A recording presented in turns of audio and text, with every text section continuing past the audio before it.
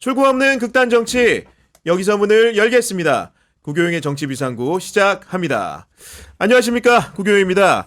피고인 윤석열은 헌재 탄핵 심판정에서 군수뇌부의 증언을 뒤집고 이들에게 책임을 떠넘기고 있습니다. 2024년 12월 3일 난데없이 선포한 비상계엄에 제 아무리 윤석열 사단이라도 왜 따랐을까 의문이 드는데요. 오늘 토요특별판에서는 두 분의 안보 전문가를 모시고 군 조직의 어떤 힘이 친위 쿠데타를 가능하게 했는지 살펴보는 시간을 갖도록 하겠습니다. 김종대 전 정의당 의원, 박성진 안보22 대표 나오셨습니다. 안녕하십니까. 네. 반갑습니다. 의원님 네. 너무 오랜만에 봬요. 그래서 좀 쉬느라고 어쨌든 뭐 통찰력의 시간이었어요. 네. 그래도 그 한 달간 어떻게 보면 자리를 비우신 건데 그 사이에 주로 사색을 많이 하신 겁니까? 책 좀 읽고 네. 정리도 좀 하고 좋았어요. 무속에서 말하는 배터리를 충전하고 오셨군요. 예, 그러니까 아니, 그게, 그 사이에 보니까 우리 박성진 대표께서 어떤 책을 썼냐? 용산의 장군들이라는 책을 저 책 아주 출간하셨거든요. 인상적이에요. 네. 네, 아주 적절하게 나왔어요. 그러니까 좀 어떤 책입니까? 그 내용이? 이게 이 책이 소위 말해서 이번 123 불법 계엄 사태에 대해서 본질적으로 어디서부터 시작됐고 그 과정이 어떻게 됐느냐 하는 거를 제가 쭉 서술한 책인데요. 사실 이거 쓰게 된 게 계기가 제가 이게 불법 계엄 비상 계엄령이 선포됐을 때 제가 미국에 있었거든요. 미국에 있었는데 메디치 미디어 출판사에서 연락이 와서 혹시 관련해 가지고 이번 윤석열 군부를 분석하고 이번 비상계엄에 대한 책을 하나 써줄 수 있겠느냐 그래서 뭐 그렇게 하겠다고 그래가지고 쓴 책입니다. 이게. 제가 이제 사실 책장을 열고 끝까지 읽는데 불과 한 1시간 반밖에 안 걸렸어요. 그만큼 글이 되게 쉽게 단문으로 잘 써 있어가지고 굉장히 편한 느낌을 받았는데 어떻게 보면은 그 쉬는 사이에 이런 책 하나 쓰셨어야 되는 거 아닙니까, 의원님? 저도 생각은 하고 있었는데 네. 워낙 우리 박성진 선배님의 내공을 못 따라가겠고 무슨 말씀? 제가 항상 많이 배웁니다. 이 어떤 장군들의 이야기에다가 자꾸 문제의식을 갖다 보니까 끊어지지가 않고 그것의 원인은 원인의 원인은 이러다가 저는 생각의 함정에 빠져버렸어요. 그런데 우리 박 선배님은 이제 절제력 있게 이거를 갖다가 이제 출판사에서 좀 긴급하게 내고 싶다 그러니까 맞아, 요청을 했고 거기에 맞춰서 이제 독자들이 원하는 게 있지 않습니까? 그래서 거기에 맞게 절제를 하신 거예요. 사실 알고 계신 건 저것보다 많아요. 그래도 굉장히 이제 풍부하고 많은데 일체 사족을 다 빼버리고 이 현상에 일단 현미경을 초점을 맞춰본 것이다. 전 그렇게 이해합니다. 결국은 이 책의 주제가 이제 12월 3일에 촉발된 비상계엄부터 시작을 하고 있는 건데 그 사실 그날 당일을 돌이켜보면 그야말로 국민들은 어안이 벙벙했거든요. 이런 일이 어떻게 일어나나 했는데 실제로 이제 대표님께서는 이런 상황을 좀 조금이라도 예측을 좀 하셨습니까? 저는 예측을 했죠. 그래서 사실은 이번에 출판사에서 요청이 왔을 때 별로 어렵지 않게 받아들인 이유도 이 등장인물들 윤석열 군통수권자인 윤석열 대통령부터 김용현 전 국방부 장관, 노상원 전 정보사령관 그리고 여인영 전 방첩사령관 다 내가 개인적으로 겪어보고 만났던 사람들이고 또 이 사람들 이 인물들의 성향에 대해서 내가 너무 잘 알고 있기 때문에 이거 등장인물들 쭉 보고 한눈에 이게 큰 그림으로 어떻게 시작돼서 어떻게 끝났구나라는 게 다 보이더라고요. 도표가 그려지죠. 머릿속에. 머릿속에 보였죠. 사실은. 그리고 이제 왜 그러냐면 또 개인적으로 사실은 저는 이 윤석열 정권이 이 신원식 전 국방장관의 직강 끝부터 시작할 때부터 저는 굉장히 우려했던 게 이 사람들이 지금 국지전을 지금 준비하고 있는 거 아니냐. 그걸 북한을 자극해서 유도하는 게 아니냐 처음에 생각을 했어요. 그러면서 이 국지전을 유도해가지고 재래식 전략이야 우리가 워낙 앞서니까 압도적인 화력으로 북한을 이게 소위 말해서 타격을 주면은 이 떨어지고 있는 윤석열 정권의 지지율을 높이는 수단으로 사용하는 게 아니냐고 생각을 했었거든요. 그래서 그런데 이제 보니까 제가 그 생각을 이거 더 나아가는 것 같다 했던 게 아마 기억나기로 작년 10월 8일 국정감사 때예요. 국정감사 때. 네, 기억납니다. 국방위 국정감사에서 제가 깜짝 놀랐어요.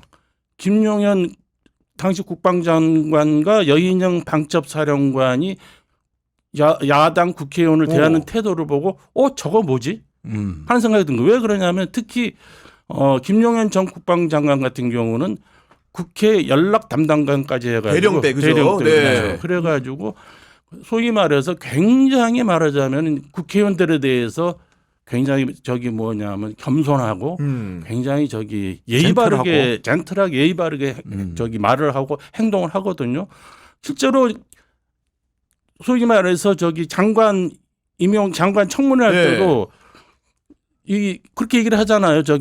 안규백 의원한테 네. 제가 현역 때 얼마나 많이 의지하고 제가 지냈습니까라고까지 얘기를 하잖아요. 그 정도로 원래 스킨십이 좋은데 원래는. 네. 그런데 보니까 야당 의원들의 발언에 대해서 발끈해가지고 그 정도 말 못하면 빙신이라고 그러고 또 그 정도 가지고 또 야당 의원이 네. 참 충암 기운이 넘칩니다 그러니까 차지철 그러면서 차지철을 과거의 경호실장을 얘기하잖아요. 그러니까 거기서 저는 그 발가락 끝에도 이런 식으로 미치고. 표현을 하잖아요. 그러니까 무슨 얘기냐? 저거는 완전히 비아냥거리는 거거든요. 그러니까 두 사람의 태도로 봐서는 저럴 수가 없는 사람들인데 네. 딱 떠오르는 게 저거 계엄령 하려고 하는구나. 왜? 그런 느낌이 드셨군요. 그럼요. 네. 왜냐하면 그 캐릭터를 봤을 때 계엄령을 하게 되면은 국회가 해산될 거 아닙니까? 국가를 해산시킬 거 아닙니까? 그러면은 그때는 해산된 국회의원들은 을중에 을이고 군이 장군들이 소위 말해 실세 장군들이 네, 마음대로 다스리는 거죠. 갑중의 네. 갑인데 벌써 그걸 그리는 게 아닌가 생각이 딱 들더라고요. 그런 건데. 아유, 참 비슷하네요. 저는 그날 다음 날 제 채널의 유튜브 방송에서 어제 국정감사는 아무리 봐도 계엄 예행 연습 같다. 그러니까 네, 의원님, 그렇죠. 그렇죠. 네. 이제 그렇게 얘기하면서 니들 다 죽었어 이러는 어떤 얘기 같다. 거기에다가 김용현은 아까 국회 연락단장 출신 말씀하시지만 여인영은 육군본부 정책실 출신이거든요. 네. 실장을 했는데 그 자리가 대외협력 업무를 맞습니다. 하는 데고 맞습니다. 굉장히 젠틀한 사람이었어요. 그런데 두 사람의 그날 태도는 저는 그렇게 표현했는데 만들어진 오만합니다. 그러니까 원래 오만한 데서 나오는 자연스러운 게 아니라 이거는 저렇게 한번 퍼대야 되겠다고 작심을 하고 나온 이게 만들어진 오만함으로 비춰진다. 네. 거기에는 어떤 의도가 있을 거다. 그렇게 얘기를 했죠. 어쨌든 간에 이게 친위 쿠데타라는 게 연역을 헤아려 보면은 72년 유신밖에 없는 거 아닙니까 거의? 아니죠. 거기 이승만 정권 때 네. 발췌기한 때 친위 쿠데타 한 번 했고 두 번째가 유신 쿠데타인데 이번이 네. 세 번째인데 제가 최근에 국회 토론회를 한번 갔거든요. 거기서 이제 발제자 한 분께서 말씀을 하시는데 2차 세계대전 이후에 지난 80년 동안 전 세계적으로 일어난 친위 쿠데타가 148차례랍니다. 148차례. 네. 네. 그 중에는 이제 아까 말한 이승만 발췌기한도 있고 박정희 유신 쿠데타 있고 포함되는 거 다 성공했지 않습니까? 그러니까 실패한 사례는 찾기가 어렵다는 거예요. 근데 이건 굉장히 특이하게 실패한 사례로 기록되고 있다는 걸 지적을 하더라고요. 세계사적으로도. 예. 네. 그러니까 황당하고 어이없고 별의별 참 웃기는 계엄인데 그러다 보니까 아이고 그게 이제 윤 대통령조차 헌법재판소 나와서 그거 한나절 하려고 그랬던 거고 경고용이었고 이제 와서 자기 행위를 자기가 희화화하더라고요. 그러니까 우리가 보면 저래 웃기고 황당한 놈들 다 있어. 그러니까 맞아 나 진짜 웃기고 황당한 놈이야 이 얘기를 하거든. 그 헌법재판소 가서 그런데 이게 그 계엄의 주체 세력은 이게 실패한다는 생각을 정말 했을까? 저는 초기에는 나름 자기들 계산이 있고 나 치밀했던 것 같아요. 그랬겠죠, 단지 당연히. 네. 그게 어떤 접근법이 어떤 면에서 치밀하고 계획적이라는 건 세상을 일면만 보면 그렇게 보여요. 아니 대통령이 하라 그랬고 국방장관이 내가 정군을 지휘하고 그래가지고 국회 비무장 그것이 왜 제압이 안 된다는 거야. 그러니까 그거는 의례껏 성공하는 거고 그 다음 조치를 고민했죠. 예, 예를 맞습니다. 들어서 예. 비상이 벗기고를 어떻게 하며 각 부처는 뭐랄까 이게 고민 사항이었지. 아니 국회야 경찰하고 군이 2중 3중 방벽을 치는데 왜 어떻게 해야 실패하겠냐. 되고. 그렇죠. 네. 이러니까 이거를 출발점으로 해가지고 그 이후에 무슨 과도 정보가 있고 비상대권이 있는 거지. 이거를 하다가 이렇게 쪽팔리는 일을 당하리라고 생각했겠냐는 거야 이게. 시간이 되게 저는 좀 황당했던 게 이것도 일종의 군사 작전하듯이 했지 않습니까? 아, 그럼 맞아요. 네. 네. 그런데 이제 홍준표 대구시장님이 며칠 전에 MBC 토론에 나가서 그러더라고요. 무슨 화요일 날 이런 걸 하냐고 그랬잖아요. 화요일 날 국회의원들 다 있고 그 시간도 다 바로 국회로 나올 수 있는 시간인데. 그러니까 저도 이 군사안보를 쭉 바라보는 입장에서 전 세계적으로 이런 작전을 하는 데 있어가지고 이런 시간대에 택한다는 거는 비상식적인 거거든요. 보통 이런 거를 하면 상대가 알든 모르든 간에 보통이 새벽 시간에 하는데 흔히 여명에 시작한다고 그러죠. 작전 이름이 그런 것도 많잖아요. 네. 그러니까 저 서해 주월요 구출 작전이 아덴만 여명 작전 아닙니까? 그러니까, 네. 여명에 새벽 4시경이라도 이런 시간에 했어야 되는데. 북한군이 6.25 때 새벽 4시에 쳐들어갔죠. 그러니까. 네. 그래서 나오는 게 야, 이 시간도 무속인이 정해줘서 이 시간에 한 게 아니냐는 얘기가 나올 만도 하다는 생각이 들더라고요. 아니 그리고 결국은 어쨌든 간에 그 계엄이라는 버튼을 최종적으로 누른 사람은 그 대통령 윤석열인 건데 그렇죠. 그분의 이제 성정을 두고 이제 충암고 1년 선배인 김민배 전 TV조선 대표 돌아가셨는데 돌아가셨죠. 이분이 좀 얘기를 좀 예견하신 게 있다면서요. 그건 이제 그 당시에 제가 이제 그분 사무실을 TV조선 대표 사무실을 간 날짜가 윤석열 대통령 취임식 날이에요. 근데 마침 그래 취임식 중계를 하고 있더라고요. 5월 10일 날. 예, 예. 예. 그날 그걸 보면서 참 걱정을 하더라고요. 뭐냐면 첫째가 취임식이 감동이 없다. 그리고 둘째가 이 윤석열 정부의 어떤 칼라라든지 국정 철학을 보여주는 게 아무것도 안 보인다. 그러면서 이제 과거부터 대학교 1학년 때부터 두 사람은 교분이 있거든요. 그래서 오랜 생활 나름대로 사회생활하면서 네. 서로 조언도 해주고 그런 사이인데 이게 보니까 가장 우려했던 게 이 TV조선 김민배 대표가 조선일보 이 도쿄 지국장도 하고 그랬거든요. 그래서 상당히 일본에 정통한 사람이에요. 근데 보고 가장 먼저 그 얘기를 하더라고요. 야, 이거 아무래도 윤석열 정권이 이런 국정을 가지고 국정 철학이라고 안 보이는 데다가 자기가 여러 가지 살펴보니까 2년 정도 후면은 큰 위기에 빠질 것 같다. 2년 정도 위기에 빠질 것 같다. 그러면서 한 얘기가 그 단초는 아마도 대일본 관계, 대일 관계에서 시작될 곳으로 시작할 것 같다라고 말씀을 하더라고요. 본인이 지일파인데 그런 얘기를 하신 거예요. 그러니까 네. 뭔가 좀 과도한 일본과의 관계 이런 것들이 오히려 어떤 시그널이 되면서 시작되지 않나 했는데 사실 곰곰이 생각해 보면은 김태효 안보차장 같은 경우도 보면은 거의 상당히 여러 가지 네. 그 행보를 보이면서 그리고 사람들 국민들의 어떤 뉴라이트라든지 그런 거에 대한 반감 같은 일으키게 맞아요. 만든 게 네. 바로 대일 관계부터 시작되잖아요. 그러니까 TV조선 대표가 그때 말씀했던 것처럼 그 대일 관계가 시작돼 가지고 이게 하나 조금씩 균열이 생기면서 특히 군대에서도 보면은 뭔가 잘못돼 가고 있다는 걸 제가 많이 느꼈거든요. 그럼 뭐 그게 이제 대표적인 게 방첩사령부에서 전두환 노태우 사진을 다시 걸고 김재규 사진을 빼버리는 16대 사령관 사진을 빼버리고 또 두 번째가 이제 제가 가장 눈에 야 이거 뭐지 했던 게 이겁니다. 이 홍범도 장군 흉상을 빼려고 그 국민적인 여론을 완전히 분열시켰잖아요.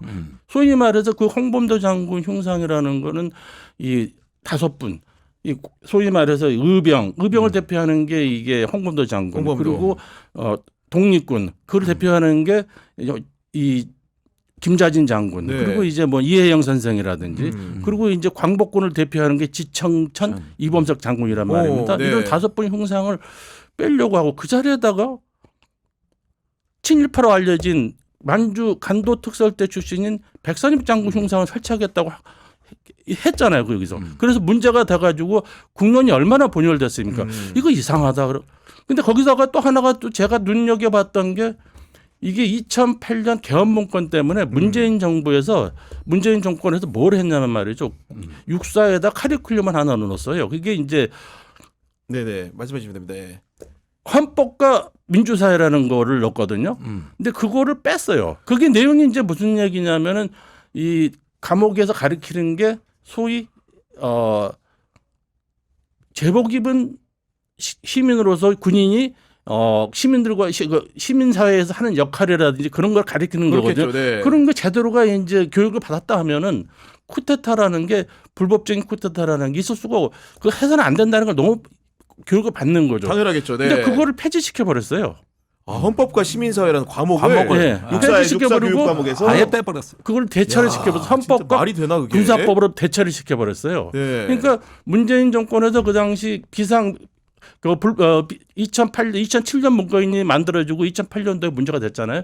그거 관련해 가지고 이제 이래서는 안 되겠다 해서 새롭게 만든 과목이었거든요. 이런 것들도 없애버리는 거 보고 야 이거는 내가 보니까 육사 생도들의 어떤 정신을 물갈이하고 네. 세뇌시키는 방안으로 뭔가 좀 이상하다는 걸 느꼈는데 계속 그게 연장선상으로 쭉쭉 쌓여온 거예요. 그러니까요. 그러니까 말씀대로 뭐 대일 관계부터 시작해가지고 흉상 철거 문제라든가 교과목 개편까지 얘기만 종합을 해보면 마치 개헌말 작정을 한 게 아닌가 이런 생각이 싶은데 결국 그 시발은 윤석열과 김용현이라는 두 사람의 나쁜 브로맨스에서 시작된 거 아니겠습니까 지금?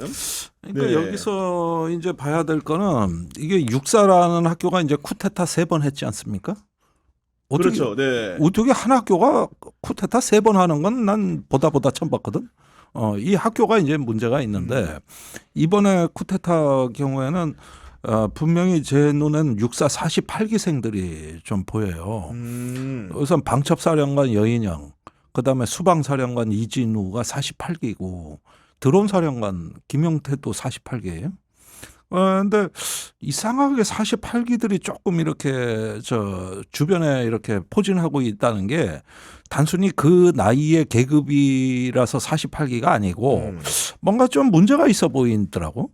그런데 특전사령관 47기입니다.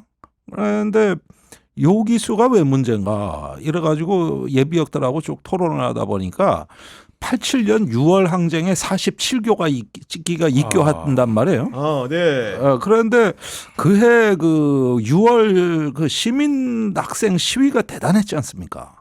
그렇죠. 근데 육사생도 한 명이 정복을 입고 그 시위에 참여를 해버린 거야. 그래가지고 같이 구호도 외쳤더라고. 오. 이것 때문에 육사가 발칵 뒤집어져요. 그때 육사 교장이 육사 15기 장준익 그 중장이거든요. 난리가 난 거야, 난리가. 그래가지고 이때부터 모든 다른 군사 필수 과목만 제외하고는 모든 과목 빼고 하루에 2년 교육을 6시간씩 시켰습니다. 사상무장을 시키기 위해서 하루에 6시간입니다. 그러면 지금 뭐 민주사회와 뭐 군대 그거 과목 뺀 거 아까 얘기 하나 하는데 그것과 반대되는 6과목이 생긴 거야. 그래가지고 이게 88년까지 가요. 그러니까 이때가 보니까 이념적으로 학대를 당해. 이 기수들이. 무시무시한 사건인데요. 그래가지고 88년에 민병동 교장이 오는데 그 사람이 87년에 특전사령관이었거든요. 그래가지고 전두환이 계엄 선포하면 난 전두환이 잡으러 가겠다고 버텨가지고 계엄을 무산시켰잖아요. 그때 보안사령관 고명승하고 얘기해가지고 그래가지고 어떤 그 사실 민주주의의 또 다른 주역들이요. 그렇네요. 부당한 명령을 거부했기 때문에. 그래서 네. 707 대대장 불러가지고 계엄 선포되면 너는 경호처를 제압해라. 내가 전두환 체포하러 가겠다. 이랬다는 거 아니야. 야. 그랬는데 이분이 살아계시거든. 그런데 그때 육사교장으로 왔다고 88년에 왔더니 육사가 괴물이 돼 있더라는 거야. 뭐 완전히 이념벌로 돼가지고 시민하고 이 괴리 이거 분리시키는 이게 이중 삼중 장치에다가 이런 이념적으로 학대하는 데다가 반대편에는 또 뭐가 있었냐면 육사 출신의 출세와 진급. 이 민주화 시기에는 육사 경쟁률이 뚝 떨어집니다. 그렇겠죠. 대부분 보면은 네. 이럴 때가 육사가 그래서 48기가 좀 수준이 떨어진다 그럴 때는 87년도 그랬고.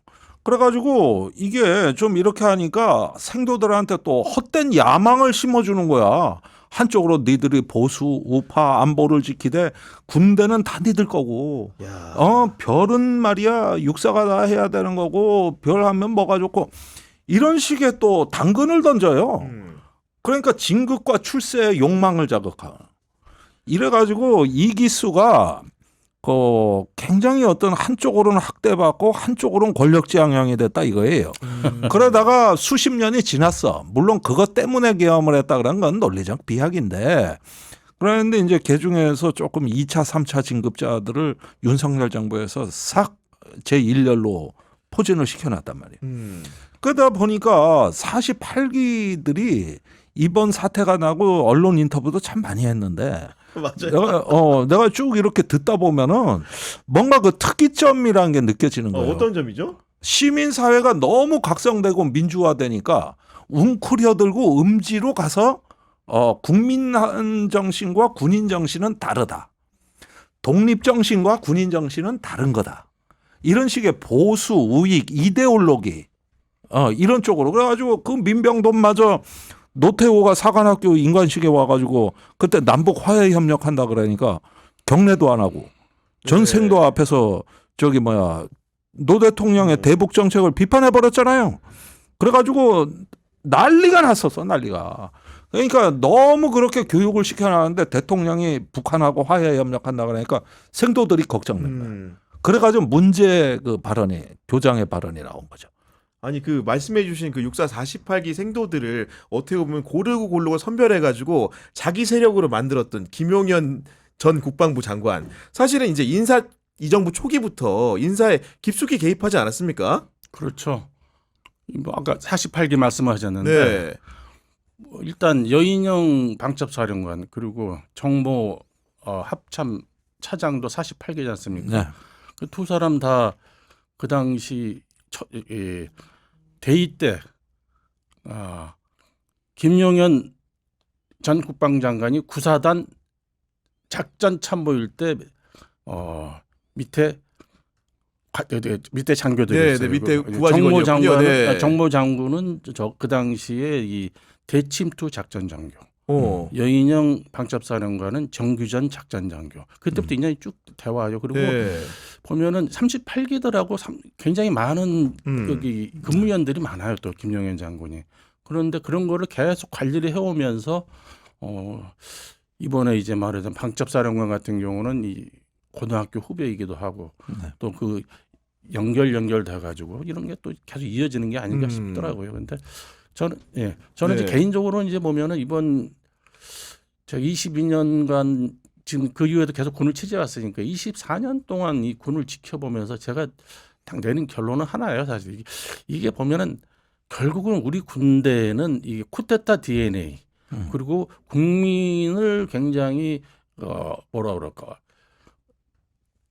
아래로 보는 네. 자기들이 앞장서 무조건 따라야 된다고 생각하는 그런 일본 제국주의 군대 시대의 DNA가 잠복돼 있다가 드러난 게 아닌가라는 생각이 들어요. 이번 기회를 통해서 언제든지 발현될 수가 있는 거예요. 그래서 왜 제가 이런 말씀을 드리냐면은 대한민국 군대는 특히 대한민국 육군은 이 하드웨어는 미군을 벤치마킹해서 미국을 번땄습니다. 그런데 소프트웨어는 일본 제국주의 군대 군국주의 DNA가 그대로 있어요. 왜냐하면 청산을 안 했거든요. 제가 항상 얘기하는 게 육군 사관학교라는 것도 명칭 자체도 사실은 이게 안 쓰는 명칭이죠. 전 세계에서 대한민국만 쓰는 거거든요. 이게 이제 뭐냐면 일각에서는 사무라이를 대체한 게 사관이라는 단어다 해가지고 이제 일본에서 육군 사관학교를 만들었지 않습니까? 일본은 근데 폐만과 함께 육군 사관학교가 없어졌어요. 근데 대한민국에서 1948년 국경경비대 사관학교로 해가지고 부활을 시켰어요, 우리가. 근데 그러면서 쭉 보면은 육군 같은 거 1대부터 16대 참모총장 13명 연임한 사람도 있으니까 그 중에서 한 명만 빼놓고 12대 총장 한 명만 빼놓고 전부 일본군 출신이에요. 그러다 보니까 그 군 수뇌부가 다 일본군 DNA가 있는 거예요. 그렇겠죠, 당연히. 네. 그러면서 그 사람들이 군 수뇌부가 키웠던 자원들이 다 나중에 고위 장성이 되고 그러거든요. 쭉쭉쭉 자라다가 그 또 세대가 또 어디로까지 가느냐. 12.12 하나의 쿠데타 세력까지 가는 거예요. 그러면서 이 사람들이 보니까 12.12 하나의 세력들이 쿠데타를 일으켰잖아요. 헌법을 파괴한 거예요. 그러면은 대한민국 육군 수뇌부의 DNA는 뭐가 있냐면은 일본 DNA 있지. 헌법 파괴 DNA가 있지. 그러니까 육사 교육에 절대로 친일 교육, 소위 말해서 친일파에 대한 6.25 전쟁 이후의 군대 역사를 가르쳐 주지 않으려고 그러잖아요. 독립군 역사 그리고 광복군 역사를 가르치게 되면은 자기들 초창기 군 원로들의 친일 전력이 다 드러나거든요. 그걸 피하고 싶은 거예요. 또 헌법 관련해서 제복인 군대로서 해야 될 역할이 뭔가를 가르치고 싶은데 그러려고 하면은 쿠데타 세력들이 헌법을 파기했던 그 다 육사 출신이야. 예. 자기들의 선배들 그리고 그 사람들이 다 키워온 세력들이 다 지금도 말하자면 군 고위층들이 이루고 왔단 말입니다. 네. 그 맥락에서 지금 끝자락에 있는 게 신원식 안보실장하고 김용현 전 국방장관 네. 같은 경우거든요. 그러니까 이 사람들은 독립군 육사에서 독립군 광복군 교육을 하면 안 된다는 거고 왜 우리가 관계없는 역사를 가르치냐고 주장을 하고 또 헌법 파괴를 하면 안 된다. 헌법 정신이 뭔지를 네. 가르쳐야 되는데 괜히 싫은 거예요. 그러다 보니까 이번에 이 헌법을 파괴하는 친일 쿠데타에 동원된 사령관들이 크게 고민을 안 한 거예요. 저는 그렇게 생각합니다. 아, 전 사소한 질문인데 어쨌든 간에 김용현 전 장관이 어쨌든 중요 임무 수행자로서 이미 구속까지 되고 재판에까지 넘겨지지 않았습니까? 이분이 그래도 어쨌든 간에 명목상으로 학맥을 따지더라도 그 대통령 윤석열보다 1년 선배예요. 그러면은 어쨌든 간에 대통령이고 자기가 이제 국무위원이긴 하지만 이 어마어마한 무시한 일을 이제 계획하고 실행하는 과정에서 예를 들면은 오판 가능성이라든가 혹은 잘못됐을 때 어떻게 해야 된다는 정도의 알람을 줬어야 됐을 것 같은데 지금 진행 경고만 보면은 무조건 예스맨이었던 것 같거든요. 왜 그런 겁니까? 오히려 한 걸음 더 앞서 나가죠. 이게 어떤 자기가 모시는 권력자의 욕망이라고 생각하면은 미리 앞서서 그냥 칼질을 해버리고 거기서 선제적으로 하면서 더 어떤 비굴할지고 부정의할지언정 그러나 끊임없이 그 욕망에 맞춰 나가고 조율한단 말이죠. 그런 면에서는 뭐 그 권력에 대한 환타지가 대단한 양반입니다. 사실 아까 48기 얘기를 했지만 김용현은 38기인데 이 기수도 또 불운의 기수거든요.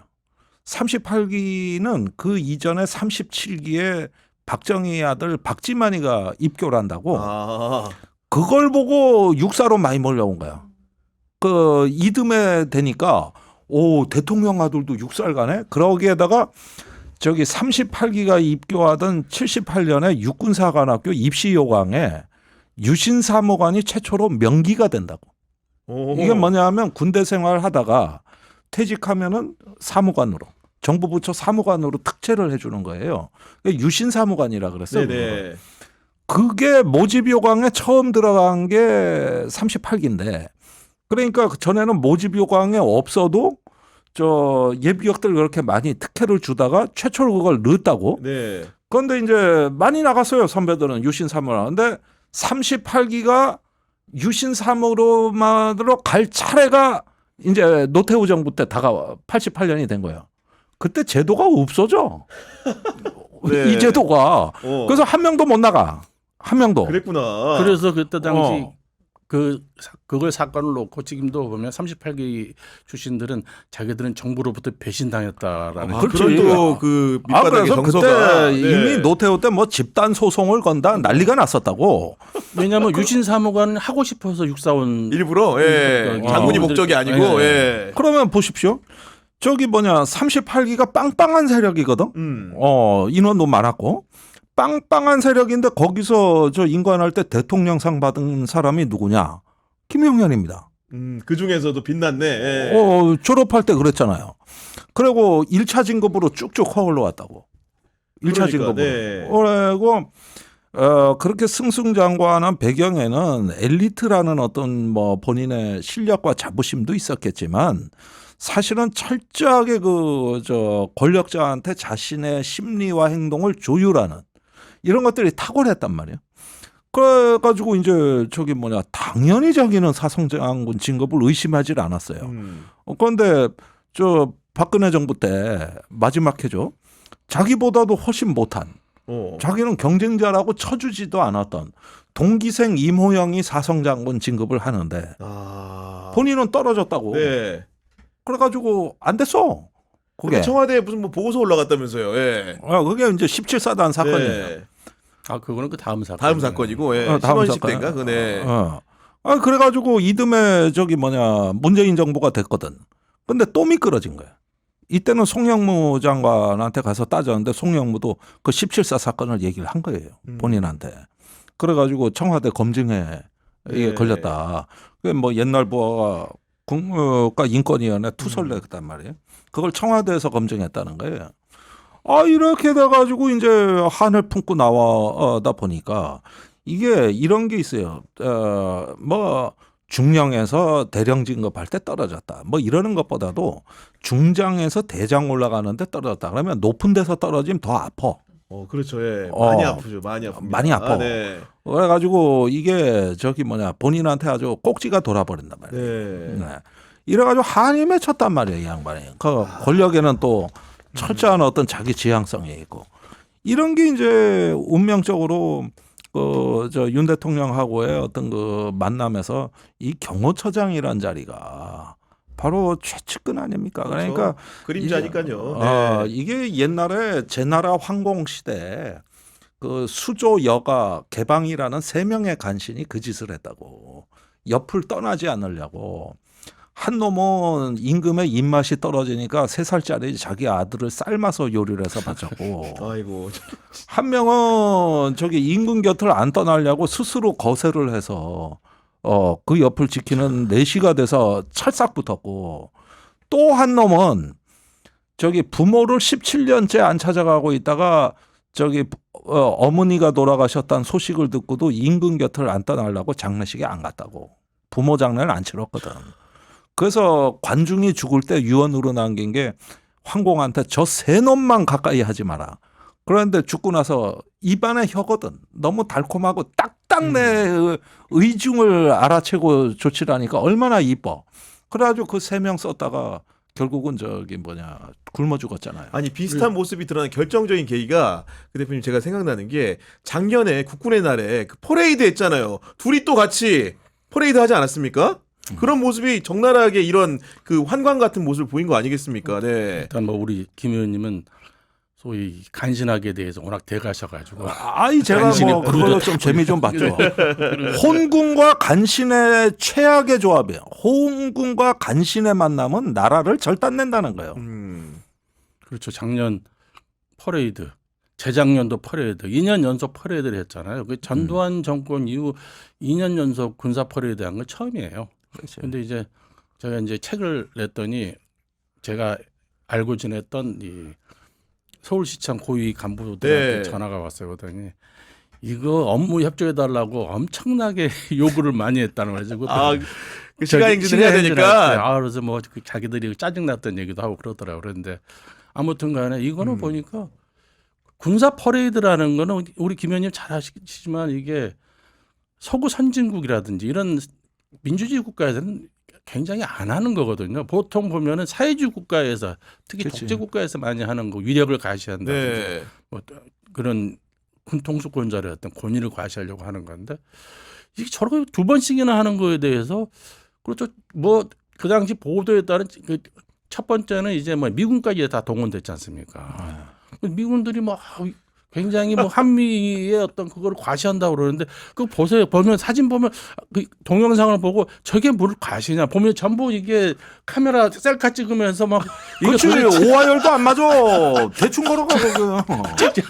근데 아무튼 뭐 방송 뭐 멘트는 그렇게 나오던데 네. 저게 무슨 한미 연합의 상징이냐. 그런데 저 개인적으로 보니까 이 퍼스널리티 자체가 이 군통수권자라서 윤석열 대통령이 그런 걸 좀 좋아하는 것 같아요 보면은. 그러니까 과시하고 대외적으로 이런 것들을. 네. 그렇지. 아니 그런데 이제 군대가 묘한 매력이 바로 그건데 옛날에 YS도 어디 수기사 같은 데서 그 수도 기갑사단 같은 데서 막 웅장한 퍼레이드를 하면 완전히 넋이 나갔다고. 막 거기에 얼마나 그 신형 전차부터 보여줄 게 많습니까? 거기다 화력 시범도 합니다. 이렇게 되면고 딱딱하면서 충성하고 짝짝하면은 황홀경에 빠져. 기분 좀 나죠. 그러니까 이게 뭐냐면은 사령관들을 데리고 가서 김용현이 윤 대통령한테 이 장군들은 대통령님께 충성을 다할 장군들입니다. 이렇게 하면서 계속 그 사령관들을 갖다가 친위 군대 이게 그러니까 밥도 먹고 술도 먹고 했다는 거잖아요. 지금 보면은. 네. 이게 일종의 북한군 호위 사령부 같은 걸 분위기를 풍기는 거예요. 그러니까 이번에 계엄 사태도 원래 군의 최고 의사결정 과정은 군무회의라는 게 있어요. 아, 각군 참모총장과 군무회의가 있다. 장관이 네. 예, 합참의장도 들어와요. 그래서 군사에 관한 중요 사항을 심의하는 군무회의가 있고 또 합동참모회의도 있습니다. 이거는 이제 작전에 관한 거는 이제 거기에 합동참모회의 위원들이 있고 또 이제 장관 주관으로도 하는 회의가 있어서 이 군사 지도자와 상의하는 거거든요. 그러면 군정은 각군 참모총장, 군령은 합참의장. 그런데 독단적으로 결정을 못하도록 군무회의도 하고 합동참모회의도 그렇죠. 하고 이렇게 해가지고 이 군사 지도자들이 집단지성으로 수구위에서 중요 정책을 결정하는 거거든요. 네. 여기에서 이제 중요 무기 도입이라든가 어떤 대북 정책이라든가 뭐 이런 것들 또 장관의 관심 사항이라든가 이런 것들을 다 하고 그때 반말 안 씁니다. 존댓말이에요? 장관이 육군 총장은 어떻게 생각하십니까? 해군 총장은 어떻게 생각하십니까? 이래요. 그리고 당연히 그렇게 해야죠. 그런데 언제부턴가 문란해질 때 반말이 많이 나와. 네. 내가 보기에는. 그리고 다 회의록 남기고 이렇게 되는데 이번 계엄 사태에선 군사 지도자를 패싱하죠. 네, 맞습니다. 예, 그러니까 사실은 이게 군대가 했다 그러지만 정확하게 얘기하면 군의 비선 라인들이 한 거예요. 이건 군의 지휘 계통은 반드시 준수하게 돼 있습니다. 아니 전투부대가 실병 기동을 하는데 합참의장이 모른다고? 합참의장을 패싱했다고? 이거는 그렇게 되면 반란군이 돼요. 네. 이건 계엄군이기 이전에 일단 먼저 움직였기 때문에 계엄 선포 이전에 움직였기 때문에 극단적으로 해석하면 반란군이에요. 그렇죠. 지휘 계통을 안 통과 패싱했는데 장관이 물론 군령군정을 대통령 위임받아 한다 그러지만 엄연히 절차가 있거든. 그렇죠. 네. 엄연히. 근데 이게 보면은 공식적으로는 지 계통상에 있는 부대들이지만 동원된 부대들이 사실상은 보면은 이 군 통수권자인 대통령 옹이하기 위한 성격의 부대로서 돼 있는 어떻게 보면 열애 부대나 마찬가지예요. 방첩사령부, 네. 수방사령부 자체가 이 반쿠데타를 막기 위해서 역쿠데타를 막기 위해서만 30단, 33단을 확대해가지고 군단급으로 만든 부대고 그리고 방첩사령부야 잘 아시겠지만 그렇고 정보사령부도 마찬가지고 그러니까 이게 특전사령부도 마찬가지죠. 네. 이게 공식적으로는 합참의장의 지휘를 받아야 되지만 개통상으로는 크게 동보 시스템으로 이게 전군의 움직임이 보고되지 않는 부대들이에요. 지금 보면 아, 그런 그렇군요. 공통점이 네. 있는 거예요. 그러니까 그런 상황인 건데 그 이제 결국은 이제 아까 반란군에도 비유를 하셨는데 그런 사적인 움직임을 가져갔던 사람들 중에서 대표적인 사람이 일단은 그 민간인인데 이번에 가담하신 분이 있습니다. 노상원 전 정보사령관. 이분에 대해서 사람들이 굉장히 많이 궁금하거든요. 단언하면 좀 어떤 사람입니까, 이분? 뭐 제가 언급할 이유도 없는 게 네. 지금까지 도하 언론에서 뭐 그 많이 썼어요. 어떤 사람인지에 대해서 어떤 인물에 대해서 너무 많이 얘기를 해가지고 좀 입에 담기도 좀 뭐 별로 그 많이 나왔지 않습니까? 근데 이게 네. 보면은 뭐 우리 전문가시니까 너무 잘하시잖아요. 네. 이게 근데 보면은 소위 보면은 이 야전을 안 갔어요. 보면 야전을 가지 않으려고 한 게 아닌가 싶기도 하고 왜냐하면은 주로 보면은 이게 보병에서 이 정보병과로 병과를 바꾼 이후로는 주로 이 양지만 찾아다녔으니까 그리고 사실은 청와대 박흥렬 경호실장 당시 그 박근혜 정부 때 이 투스타로서 거기 있었잖아요. 근데 네. 역할이 도대체가 그 육군 투스타 육군 소장이 거기 있어야 될 이유가 없거든요, 사실은. 그 경호실에 경호실에 있을 이유가 네. 없죠. 내가 그래서 그때 한번 그거 가지고 이제 부딪힌 적이 있었죠. 그래서 육군 소장이 거기 왜 있느냐. 나중에 군사관리관이라는 명칭을 붙였던데 그 당시 저한테 이제 제가 이제 그때 당시에 이제 좀 악유가 붙었죠. 그랬더니 역할이 뭐냐 그랬더니 그 당시에 드론이라는 용어를 안 쓰고 무인기라는 표현을 썼는데 청와대 공역 소위 말해서 뭐 요즘 말하는 음. 75라든지 뭐 제한구역이고 또 금지구역이 또 따로 있고 P73. 구역들이 여러 개 나눠져 네. 있거든요. 그 공역에 들어오는 무인기를 이게 뭐냐면 통제하는 역할을 한다. 아니 육군 소장이 무슨 무인기 그거를 통제를 하느냐. 육군 중령이 해도 소령이나 중령이 해도 충분한 자리를. 네. 아무튼 그러니까 그때부터 경호실에 그래 군인들이 이게 고위장성들이 들어간 것 자체가 조금 이게 뭐냐면 정상적이지 않았던 거죠. 그때부터요. 그리고 보면은 다 가는 자리마다 보면은 항상 보면은 뒷 얘기가 그렇게 좋은 얘기는 안 나오잖아요, 사실. 아, 그렇죠. 네. 그러니까 노상원이라는 인물이 어떻게 외로운 늑대가 됐는가 이 인생은 한번 자세히 살펴볼 필요는 있습니다. 인생 뭐 여기서 사적으로. 다 네. 살펴볼 수는 없는데 생도 때 얘기를 들어보니까 하급자를 참 잘 달아요. 스마트하게. 우리가 왜 하급생도나 후배를 다룰 때도 어설프게 다루면은 괜히 쪽팔리기만 하고 이 면이 안 쓰잖아요. 근데 기가 막히게 다룬단 말이에요. 그건 뭐냐면은 노상원은 항상 인간의 어떤 한계와 약점을 봐요. 그래서 그것이 드러나도록 이렇게 유도하면 어떻게 되냐면 상대방은 굴복한다고. 그렇게 유도하는 제주잖아요. 그러니까 롯데리아 나오니까 나왔겠죠, 후배들이. 그런데 그러니까, 네. 그래서 후배 생도를 기가 막히게 잘 다룬다. 이게 이제 동기생 평가인데 그만큼 인간에 대해서 자기 나름대로 노하우가 있는 건데 이 양반이 소령 때 전과를 하거든. 저 정보병과로. 정보로. 네. 그때를 살펴보니까 그때가 이제 우리 군의 정보 현대화 계획이 본격화되던 시기더라고요. 그런데 정보병과의 인력이 부족했어요.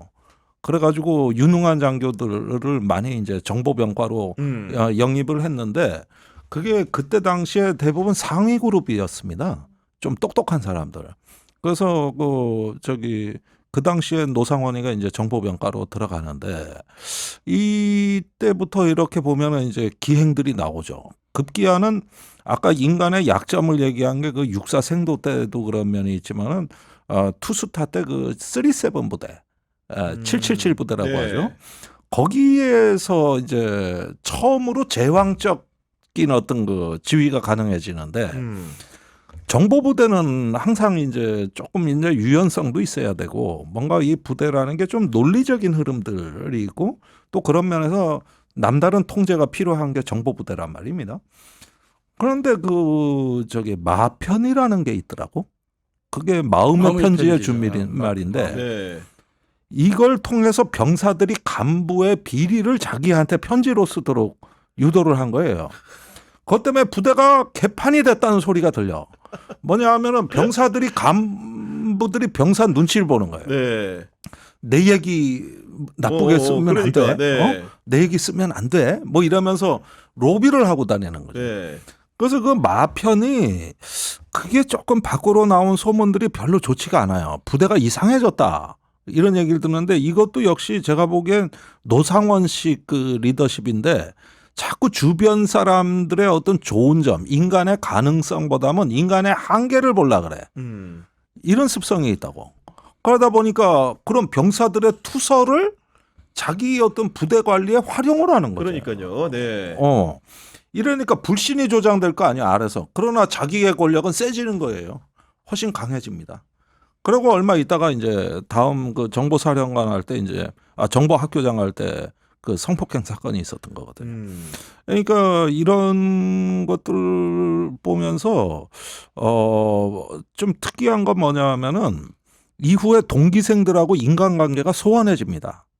그러다가 예비역이 됐을 때는 이제 군에서 불명예 제대를 했는데 동기생 중에 그 노상원의 근황을 아는 사람이 거의 없었다는 거예요. 이 일 터지기 전까지?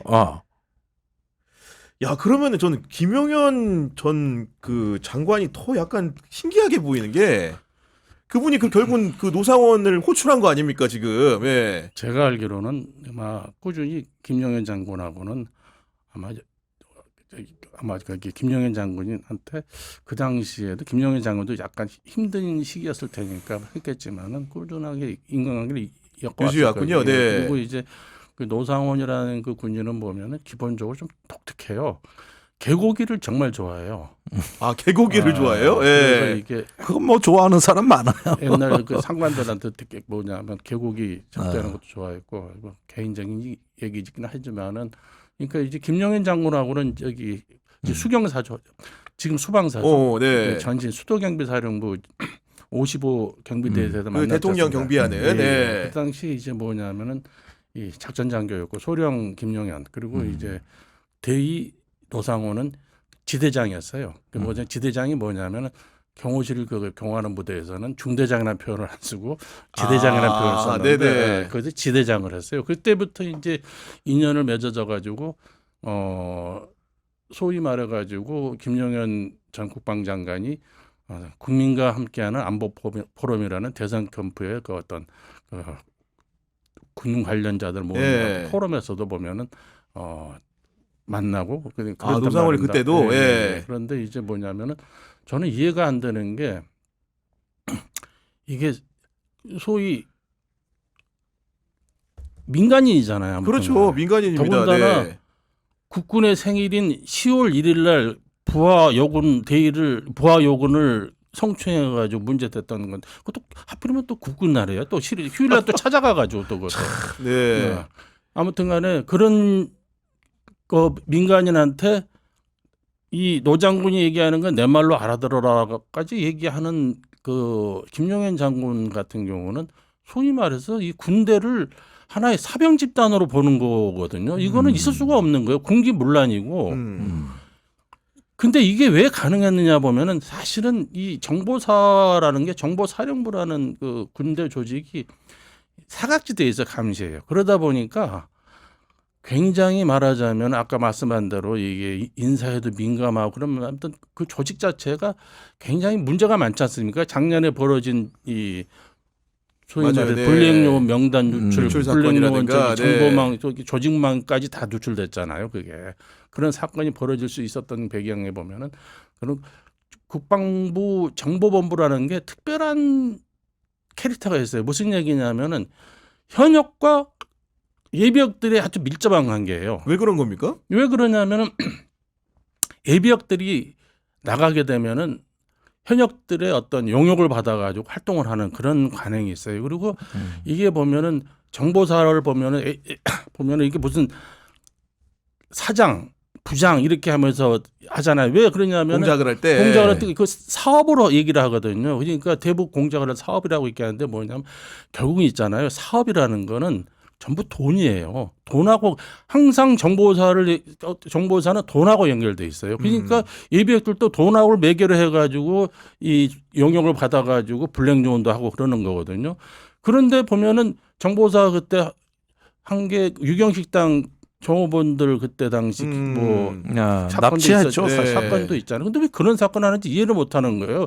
왜냐하면 북한 군부의 고위층이라든지 북한의 어떤 거기 의미가 어떻게 보면 정보에도 의미가 있는. 그렇죠. 네. 그렇게 해야 되는데 실제로 가서 보면은 이게 나타나는 얘기를 보면은 저는 개인적인 저 내피셜로 제 개인적인 얘기입니다만 생각입니다만은 저는 그때 불량 요원 명단 유출돼가지고 어마어마한 사건이라고 생각했다 그러는데 전 별로 그렇게 생각하지 않았어요. 왜냐하면은 이미 중국 공안이라든지 중국 애들은 다 알고 있어요. 우리가 주로 하는 게 몽골이라든지 저기서 하잖아요. 저기 중국에서 주로 활동을 하는데 다 알고 있어요. 그러다 보면은 북한 공작원들하고 기브앤테이크예요. 대개 보면 서로가 그리고 서로 상부상조가 있구나. 예. 그리고 왜냐하면 자기도 실적이 있어요. 북한에도 마찬가지예요. 그리고 저기 뭐냐면은 이 정권이 이제 진보 정권이고 그러면 남북 교류 활성화하면은 그걸 해가 엮어가지고 대북 사업 하나 한번 엮어가지고 또 돈 되는 거 엮어서 아니야. 하고 영화에서 이런 보는 것도 대로. 있어요. 예. 그리고 제가 이제 거의 그 당시에 이제 소위 말해서 HID도 마찬가지예요. 그 북파 공작원들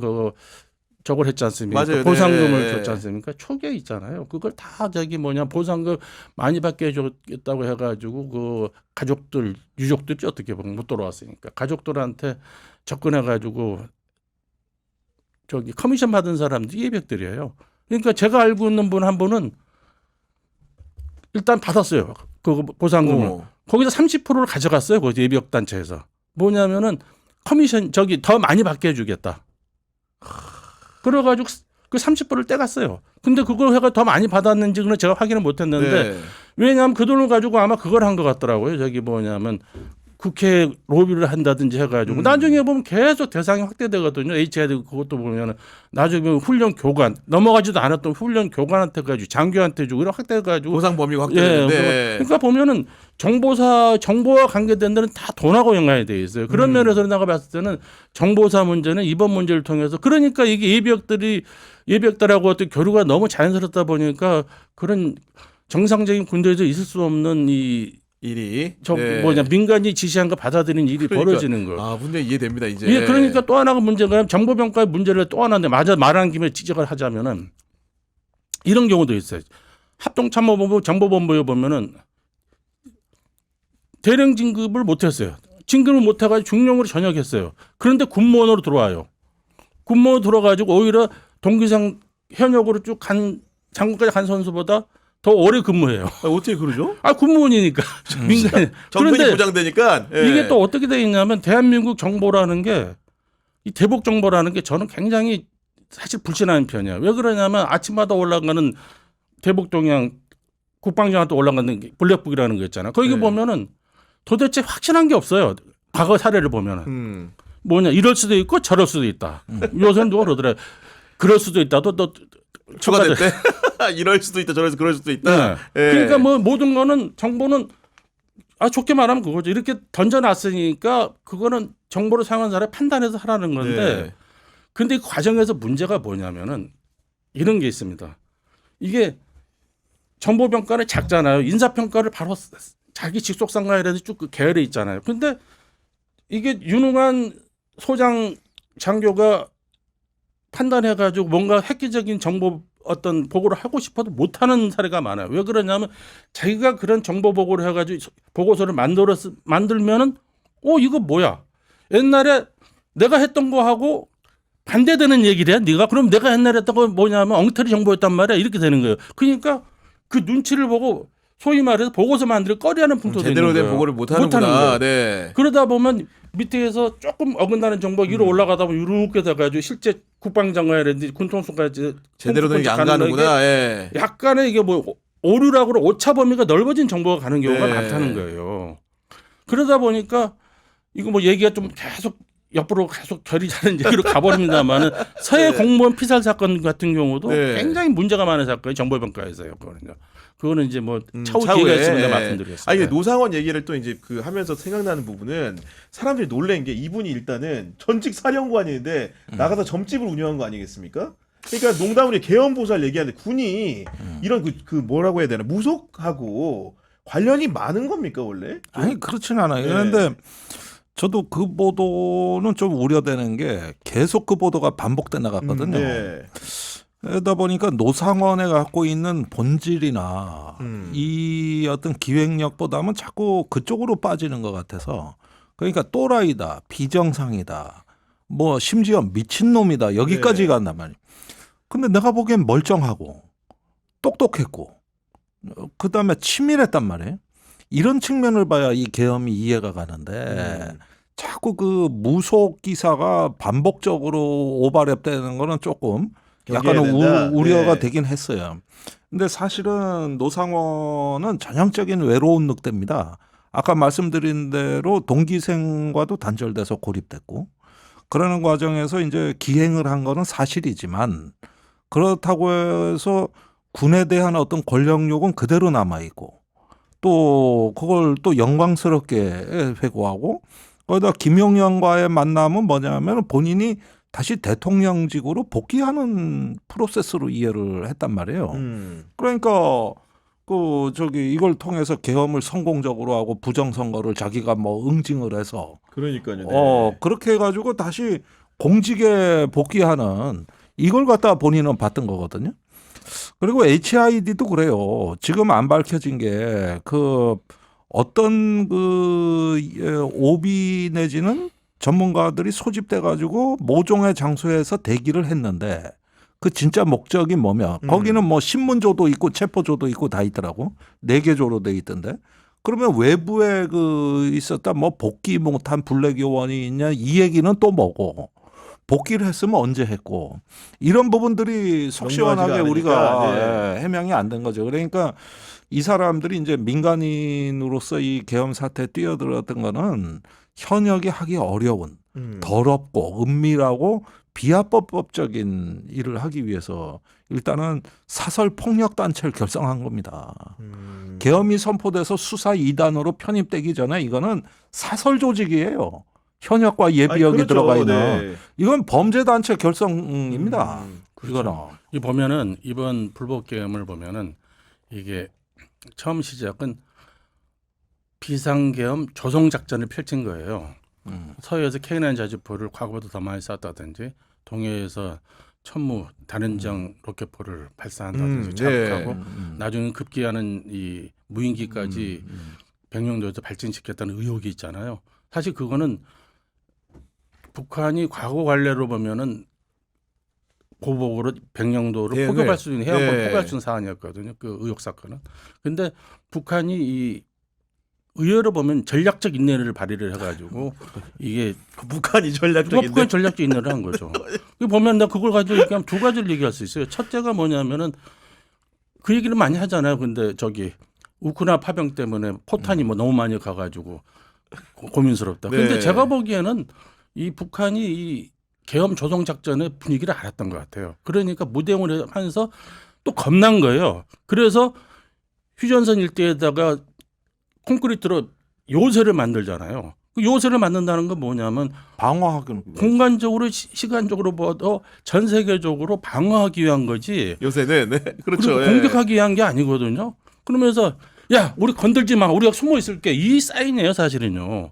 그렇다면은 북한이 왜 저렇게까지 완강하게 대응을 안 해주니까 이게 어떻게 해야 되느냐. 그래서 바뀐 게 뭐냐면 제가 판단하건데 계엄 조성 작전이 계엄 조작 작전으로 바뀐 거예요. 아, 원래는 조성을 해가지고 선포하려고 했는데 말대로 안 되니까 이 조작밖에 답이 없다. 조작 작전으로 바뀐 네. 거예요. 그래서 나오는 게 이제 HID를 동원했다든지 또 블랙 요원도 예비역들을 동원했다든지 우리 김 의원님 말씀하신 네. 대로 사설 단체를 만들어 가지고 이게 뭐냐면은 불법적인 걸 하려고 했던 소요 거죠. 사태가 있는 것처럼 네, 꾸며가지고. 그러니까 제가 보기에는 네. 계엄 조성 작전이 계엄 이게 말하면 그거를 이제 계엄 조작 작전으로 가는 거를 네. 신원식 안보실장은 굉장히 반대한 걸로 보여요. 그러니까. 자, 지금 대부분 수사기관에서 진술을 하고 있는데 노상원만 지금까지 묵비권을 행사하고 있습니다. 그러니까 노상원 진술이 지금까지 하나도 안 나왔어요. 맞아요. 네. 이건 전부 다 재판에서 진술을 받아야 될 상황입니다. 현재. 그 날고기는 수사기관도 노상원 입을 못 열었거든. 말이 되게 많은 친구인데 올라가. 그래요. 그러니까 이게 지금 그리고 그 노상원이 했던 그 지금까지 말과 행동 그 동안에 나온 것만 봐도 사실은 다른 가담자하고는 차원이 달라요. 노태하기는 내가 직접 다루겠다. 야구방맹이 갖다 놔라. 아, 이건 지위가 주어졌으니까 예상되니까 그런 얘기를 했겠죠. 예. 아니 그런데 보세요. 이게 네. 정식 수사단으로 편입하기 이전에 벌어진 일입니다. 그러니까 네. 그건 계엄이 선포되고 계엄 직제령이 나오고 그 방첩사 조사본부하고 다 공조해서 다 수사단이 편성된 이후에 돼야 될 것을 이미 사전에 한참 전부터 준비를 해가지고 다 계획이 돼 있었단 말이에요. 이건 사설단체입니다. 그렇게 되면은. 그런데 나오는 거 보면은 역시 인간에 대해서 휘어잡아서 빨리 공을 세우고 그렇게 해가지고 본인이 부각되기 위한 구상이 다 있었던 거라고. 그러다 보면은 우리가 보기에는 이게 합리적 사고로는 설마 이렇게까지 하는 부분들이 많이 나와요. 그런데 정작 노상원은 하나도 진술 안 했습니다. 그러니까 이게 지금 이번 사태에서도 이 부분이 가장 사각지대이자 지금 네. 어려운 취약 지점으로 돼 있거든요. 그러면은 지금 일반 정규 부대 같은 경우야 받은 명령과 그걸 이해하는 장군들의 수준이 드러나지만 정보사는 아니라는 거예요. 그리고 거기는 여단장들이 주축입니다. 정보사는. 그 조직 장악을 아무나 하는 게 아니고 노상원이는 문상호는 그럴 능력이 안 돼. 원래 정보맨도 아니고. 그러다 보면은 뭐 맨날 하극상이나 겪어가지고 말이야. 그랬잖아요. 그 앞전에 바로. 예. 앞에. 그 여단장하고 치고받고 싸우고 이래야 된단 말이에요. 그러니까 이게 이렇게 보면은 오히려 문상원이 좀 그 허수아비 같고 노상원으로 거의 주도권이 넘어가 있는 거 문상호가 같고 허수아비고, 네, 아, 네. 넘어가 있는 양상이고 여기가 계엄에 있어가지고 어떤 법적인 테두리 내에서 할 수 없는 거를 다 책임지는 조직 같아 보여요. 그러니까 막 체포, 고문, 별의별 게 다 나와. 맞아요, 네. 별의별 게. 아니, 그런 상황인 건데 그 노상원에 대해서는 이제 좀 이해가 좀 됐는데 아까 이제 나왔던 48기라든가 뭐 47기 곽종근 전 특수전 사령관이라든가 아니면 이런 분들 보면은 저는 궁금한 게 도대체 김영현이 설득할 때는 계엄 논리만 가지고 설득이 안 됐을 것 같아요. 플러스 해가지고 뭔가 미끼 상품이 있어야지 이 사람들도 충성을 다해서 한번 해보겠다 이런 생각하지 않았겠습니까 지금? 지금 동원된 장군들이 다 소위 말해서 에이스로 잘 나가는 장군들은 아니라는 게 다 평판이잖아요. 보면은 그럴 경우에 이제 가장 아까 말씀하신 대로 진급을 가지고 가스라이팅 하기는 좋죠. 예를 들면 한미연합사에 근무해본 장군 같으면은 이 김장군도 이 연합사 부사령관 해봐야 될 거 아니야. 그럼 포스타잖아요. 포스타 한번 해봐야 될 거 아니야. 네. 뭐 귀가 솔깃할 수밖에 없는 거고 또 뭐 김사령관 그 대통령님께서 굉장히 각별하게 말씀을 하시대. 그러면 이게 뭐야? 나는 이제 여기 충성만 하면 바로 이게 장밋빛 미래가 펼쳐지구나. 이런 식으로 할 수밖에 없는 거죠, 사실은요. 근데 그거에 대해서 야 이게 낚싯밥인지 아닌지는 본인들이 이제 구별해야 되는데 사람들이 그러기가 바로 눈앞에 이게 보이는데 이익이 보이니까 돌진하죠. 아니 그런데 물론 미군도 보면 진급 경쟁이 있습니다. 네, 또 육사와 학군 ROT 시간에도 있고 많이 있어요. 그런데 뭐가 우리하고 다르냐면은 우리는 진급에서 떨어지면 인생 실패자예요. 아 그냥 끝나요? 나락으로 떨어지는 거예요. 진급이 되면 승리자고 진급에서 떨어지면은 루저인 거예요. 그러니까 진급이 안 돼도 명예로울 수 있다는 여지가 거의 없어요. 예컨대 내가 대령인데 장군이 안 됐어. 근데 육사라는 사관학교라는 게 뭐 상군이 다 그렇습니다만 인관할 때부터 목표가 별입니다. 아예. 장교로 인관할 때부터 아예 목표가 별이야. 그걸 위해서 태어난 것 같아. 그래서 4년간 이 고생했고 아예 이렇게 사고가 돼 있거든요. 그런데 예컨대 미국에서 중령이나 대령만 돼도 나이 먹은 중령 대령이지만은 어떤 한 분야에서 전문가 예우를 받을 수도 있고 또 어떤 또 자기 나름대로 보람 있게 군 생활을 할 수 있는 방법이 네. 우리보다는 상대적으로 많다고. 근데 우리는 그렇지가 않아요. 그냥 도태시키는 문화란 말이에요. 그러니까 이게 극심한 어떤 적자 생존의 정글의 법칙으로 인사 운영을 하고 있는 거에다가 어떤 의식구조 문화가 그랬고 다른 세계를 알질 못해요. 그러니까 이번에도 진급과 보직이 어떻게 보면 군을 통수하는 데 있어서는 역시 지휘권보다도 인사권으로부터 힘이 나온다는 게 여실히 그러니까 증명이 되는 거고 장군 인사니까. 네. 거기에다가 참 이 책에서 이제 몇 군데 재밌는 대목을 봤는데 계엄 상황에 대한 묘사가 좀 우리 박 기자님 책에 나와요. 그런데 거기서 이제 설사했다는 표현이 아주 참 재미있더라고. 이게 뭐냐면은 계엄 그 707 부대장이 국회에서 진입 직전에 특전사령관한테 전화를 받는 거예요. 그런데 자기가 판단해서 지금 상황이 이러니 들어가서 진압해.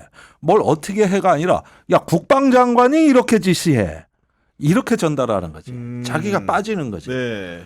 그런 걸 이제 본인이 빠지고 그냥 내려간다 그래서 이게 설사한다는 표현으로 나오거든요. 네. 그 계엄 때 그랬다는 거예요. 그러면은 이게 뭐냐 하면은 보면은 양쪽에 다 맞추는 거죠. 그러니까 12.12 때 행주대교 보십시오. 그것을 길을 터주냐 마느냐로 얼마나 그럴 때 반쯤 터주는 거죠. 그러니까. 34당 관할이었거든. 그러니까 터주는 것 같기도 하고 아닌 것 같기도 해서 나중에 어떻게 되느냐. 반란군이 이기면 내가 열어줬다가 되는 거고 반란이 실패하면 나는 막으려고 했다가 되는 두 가지 해석이 다 가능한 거죠. 그러니까 지금 여기서 보면은 주요 보직자들이 네. 사령관들인데 나름대로 보면은 갈등이 있는 거죠. 아니 그렇죠. 갈등이 네. 있는 거예요. 작전 그러니까 내용 자체가 네. 이번에 이 계엄의 상부 구조에서는 아무런 문제가 없었어요. 사령관들이 다 복종을 하니까. 이번에 정작 문제는 하부에서부터 발생했다고. 훈련 안 된 작전을 하라 그러니까 일선의 전투원들이 내가 이걸 왜 해야 되는 거야. 그 안기령 대변인한테 저격총이 잡히잖아, 막. 그거 저격총이야, 나 보니까. 그런 걸 막 그러니까요, 잡히고 네. 이러니까 군으로서는 별하별 치욕스러운 상황을 가서 다 당해요.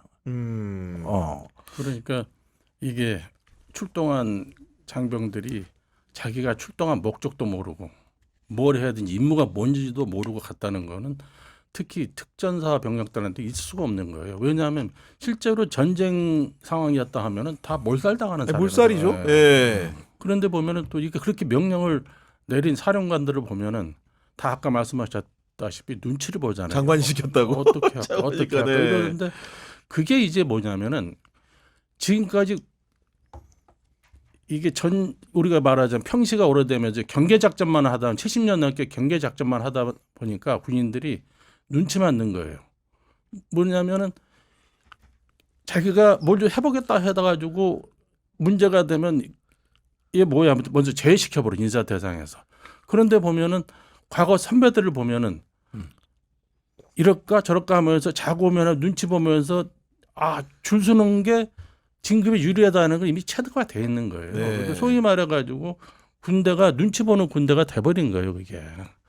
그런 상황에서 그 DNA가 발현된 거죠, 사실은.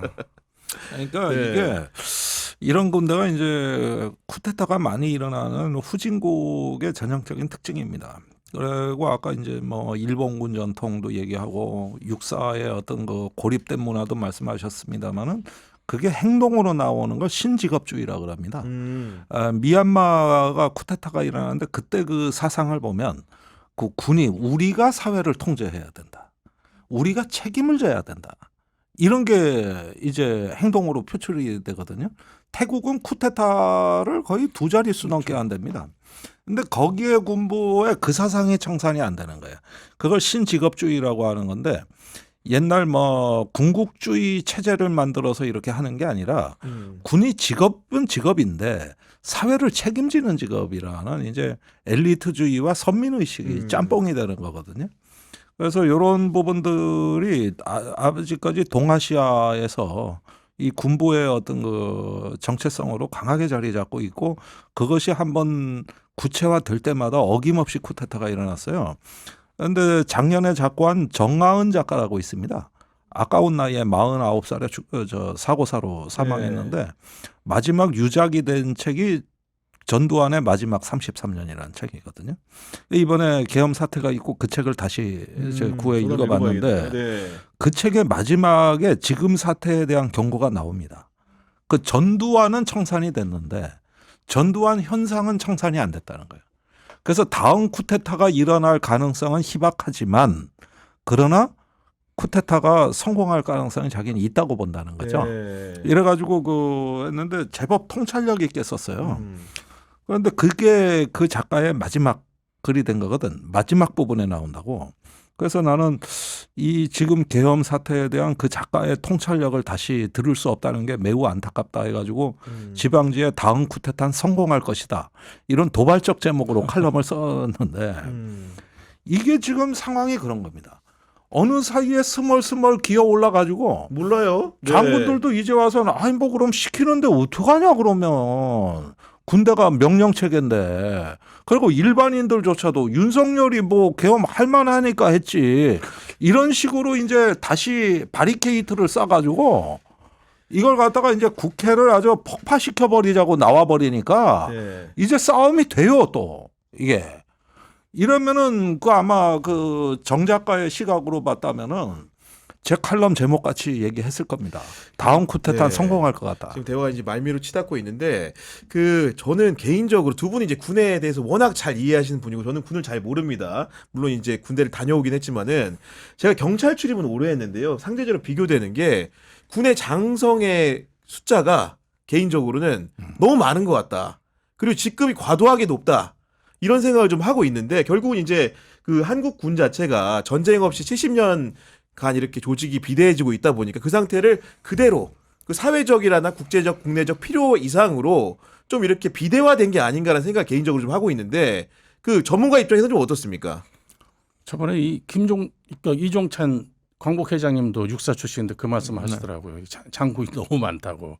근데 사실은 뭐 장군 수를 줄여가지고 국방 계획이 이루어진다면 100배로도 하면 좋죠. 근데 또 장군 수를 늘려가지고 국방 계획이 잘 되고 군이 발전한다면 해야죠. 그 네. 큰 의미는 없을 것처럼 보이는데 이게 참 군을 아까도 우리 김 의원님 말씀하셨지만 이 군대에서 이 장교들이라든지 군인들을 소위 동기 유발할 수 있는 게 이게 진급이거든요. 이 진급이라는 것은 일반 사회에서 말하자면 해상으로 따지면 이 승진 개념인데 완전히 틀려요. 군에서는. 이거는 뭐냐면은 진급이랑 영예, 명예, 그리고 절실함, 간절함 모든 게 다 합쳐져 있는 거예요. 그러니까 아까 말씀하신 대로 못하면은 루저로 같은 어떤 좌절감까지 합쳐져 있는 거기 때문에 또 그리고 계급 정년 있고 그러기 때문에 나가면은 또 마땅히 또 사회에 대한 어떤 소위 두려움, 뭘 해야 될지 이런 것들이 복합적이거든요. 그래서 이게 사실은 안 드러나서 그렇지 군인들이 진급을 하기 위해서 진급 9까지 하는 경우도 있어요. 진급 굿도 한다. 예. 근데 그거 봤는데 그래도 효험이 있었는지 진급 적기가 지났는데 그 이미 막차도 떠나버렸는데 특별 편성 받아가지고 진급하는 경우 봤어요. 그것도 진짜요? 예. 바닷가 동해 바닷가 어디 바닷가 가서 또 굿까지 했더라고요 보니까. 그러니까 안 드러나서 그렇지 진급을 하기 위해서 정말 별의별 수단과 방법을 가리지 않군요. 예. 그만큼 절실한 거예요 사실은. 그걸 좀 이해해주는 측면이 좀 있어야 되거든요. 그리고 예를 들면은 내가 누구라고 지칭 못하겠습니다. 모 장군 같은 경우는 몰래 그 계룡대 근처에 계곡 밑에 들어가가지고 사실 상수도 구역이니까 못 들어가죠. 이게 들어가가지고 새 목욕 제기하고 기도해가지고 별 하나 진급하겠다고? 더 달았다고 해가지고 소문 나가지고 그 그러면 다음에서 그다음에 여러 사람이 말도 그래서 만났다는 별의 거예요. 별짓을 다 하네 진짜. 그러니까 예. 말하자면 뭐 군골프장에 장군봉이라고 그러지 저기 넘겨야 된다는 뭐 그런 것까지 나오고 하는데 장군봉을 넘겨 또 증진한다. 뭐 아무튼간에 그래서 뭐 진급이라는 게 얼마나 그러면은 소위 말해서 육군 교도소에 있으면서도 야 이번 진급자 발표났는데 내 이름 있냐고 물어본다는 거 아니에요? 그 재소자가 그 정도로 이게 진급이라는 게 목마르는 조직인데. 아니 동작동 국립묘지가 들썩들썩한데요. 명단 좀 보자고. 명단 좀 보자. 그만큼 군에서는 이게 진급이라는 게 절실한 거거든요. 그걸로 해가지고 뭐 장군수 늘려가지고 그런 명예욕을 채워주고 네. 그만큼 동기 발현을 해가지고 하면 좋은데 그러지 못하고 부작용이 있는 게 사실이죠. 그렇기 때문에 이제 국방계획 차원에서 장군수를 430명에서 아마 370명까지 줄이고 지금 올해 이 정부 들에 360명까지 줄이는 걸 알고 있었는데 정권이 바뀌면서 이제 370명 선에서 유지하고 있는 거 제가 알고 있는데 이게 장군수 줄여가지고 뭐 잘 된다면 뭐 얼마든지 찬성. 저도 이제 옛날에는 무조건 국방계획 차원에서 장군수 줄여야 된다 했는데 야 그럼 뭐 줄인다고 뭐가 달라지냐 차라리 이게 동기라도 보유하는 것도 나쁘지 않겠다는 생각도 들 정도입니다. 제가 사실. 아니 그러니까 이게 저는 육사를 어떻게 할 것인가가 좀 고민됩니다. 사실은 정예 인력을 저렇게 양성하는 체계를 또 세우려면 돈이 엄청 많이 들거든요. 그렇다고 육상 그냥 놔둘 수는 또 없고. 이러니까 이게 생각을 잘해야 되는데 저는 이제 상군사관학교를 통합한 현대화되고 민주화된 교육 체계가 출발점이 됐으면 좋겠고, 그다음에 방첩사 같은 경우는 원래 옛날 송영무 장관은 해체하려고 했었거든요. 그리고 저기 방첩 기능은 이제 국방부 정보본부 산하로 옮기려고 그랬었습니다. 이런 시도도 적실성을 다시 한번 살펴봐야 되겠고, 무엇보다도 이제 시민 통제라는 게 뭐냐면은 군인의 정신과 국민의 정신이 별개라 그러면 위험한 국가가 되거든요. 군인은 국민의 군대이기 때문에 국민 정신이 곧 군인 정신이어야 되는 거예요. 그러면 국민 정신이 뭡니까?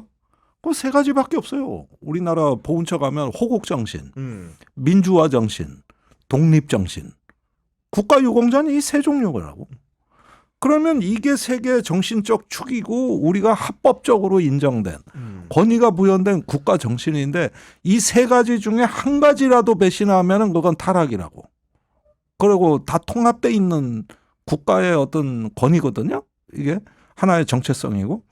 근데 군에서 이걸 취사 선택을 한다? 이때부터 이제 위험은 시작이 되는 거거든요. 이게 바로 신직업주의를. 그래서 우선은 왜 군인과 국민의 정신은 다른가? 이런 식으로 나가면은 앞으로 그렇죠. 의사가 나 의사들이 모여가지고 우리가 보건 정책을 좌지우지하고 정부에 정치를 하겠다 그럴 거고, 또 경찰들이 모여 우리나라 치안 사법 정책을 관여하겠다 그럴 거고, 교사들이 모여서 우리나라 교육 정책을 갖다가 이제 본인들이 주도하겠다 그러면 어떻게 되느냐? 그건 국가가 망합니다. 망해. 6개월 안에 망합니다. 그 전문가 집단은 통제받는 집단이에요. 통제하는 집단이 아니에요. 그러니까 자기들이 무언가를 통제하려고 하고 우리가 뭐 군인 정신은 이거라고 그러는데 그건 국민하고 언이퀄 다이얼로그라 그래. 불평등 대화라고. 여기에 국민이 우선이라는 거예요. 그 전문 직업은 전문 직업군의 테두리에 안에서 통제받는 집단이지 이게 밖으로 나온다? 그런 식으로 돼버리면은 이제 위험한 국가가 되는 거고 실패 국가가 되는 거거든요. 그래서 이런 부분에서 우리가 공화정이 뭔가를 잘 생각해야 돼요. 그래서 이제 시민적 통제에 성숙한 나라, 또 그걸 통해 가지고 국민이 군을 신뢰하고 우리와 같은 국민인데 다만 직업적으로 안보를 수행하는 전문가 집단이다. 이렇게 돼야지. 맞아요. 네. 이게 별도의 선민의식, 별도의 엘리트주의, 그다음에 국민 정신과의 괴리 이렇게 돼가면 이거는 이제부터는 저기 이제 후진국의 그 쿠데타가 만성화된 나라의 그 꼬락선으로 추락하는 거예요. 맞는 말씀이고, 이 전문가 집단에서 특별하게 문민 통제를 받아야 되고 특별하게 생각하면 안 된다고 하지만 그중에 딱 하나는 있어요. 뭐냐면 이게 우리 국민들이 군을 존중해야 될 이유가 있다는 게 뭐냐면 이 직업이 특수한 직업이라는 게 다른 직업과 틀린 게 자기 목숨을 담보로 월급 받는, 국가로부터 월급 받는 집단이에요. 맞아요. 그렇기 때문에 네. 이건 상당히 말하자면 이 자기 목숨을 담보로 하는 직업이라는 것에 대해서는 그래서 우리 국민들이 좀 존중하고 하면서 문민 통제와 함께 하는 게 필요하다고 저는 생각이 들더라고요. 아니 이번에도 군사 지도자들이 집단적으로 심의하는 평소의 군사 기능대로만 됐으면 아무 문제가 그렇죠. 없었던 거라고. 심의를 비선 했으면 라인들이 한 거야. 아까 비선 얘기했잖아요. 라인들이. 그러니까 이게 보면은 두 개로 나눠지잖아요. 보면은 사령관급 이상은 뭐냐면은 사적 이익에 뭉친 어떤 민이 하나처럼 움직인 거고. 네. 그리고 707 특임단장, 특임대. 뭐 1공수여단장 이하는 뭐냐면 단순 동원된 군인들이요. 근데 문제가 뭐냐면 이 내란죄는 워낙 형벌이 세가지고 또 이게 보면 수괴죄 그리고 중요임무 종사자 말고도 네. 단순 단순 가담자도 네. 굉장히 그거를 형량을 세게 때리고 맞아요. 더군다나 군형법으로는 또 20% 가산하게 돼 있는 걸로 제가 알고 있어요. 그래요? 그래서 네. 굉장히 말하자면은 이런 부분들이 복잡하게 얽혀 있는데 그런 부분은 잘 살펴봐야 될 거예요. 왜냐하면 네. 과정에서. 그러니까 이번에 헌법재판에서 윤석열은 김영현이가 다 했다 그러고 이렇게 하면서 빠져나가려고 그랬는데 사령관들이 그래서 김영현이 다 하고 우리가 알아서 출동시켰다 그러면 본인들이 그 20% 가산에 또 20% 가산. 그러면은 다 죽어. 아니, 그러니까 네. 나는 살 사람은 장군들이 살아야죠. 진실을 밝힐 네. 거라고 봐요. 본인들을 위해서라도 진실을 밝힐 거라고 봅니다. 알겠습니다. 오늘 1시간 넘게 그 12.3 비상계엄 사태 이면에 존재하는 군의 진짜 속내 같은 얘기를 들어봤는데 저도 개인적으로 좀 모르는 이야기들 이렇게 들어볼 수 있었는데 정말 사람들이 궁금해하는 그거 같아요.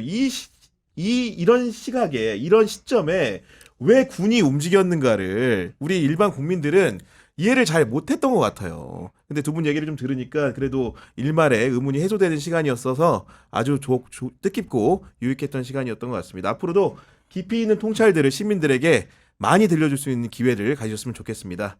네, 오늘 지금까지 김종대 전 의원, 박성진 대표와 함께했습니다. 구교영의 정치비상구는 월요일 오후 4시에 또 찾아뵙도록 하겠습니다. 경향TV 구독, 좋아요 꼭 좀 부탁드립니다. 오늘도 긴 시간 시청해주셔서 감사합니다.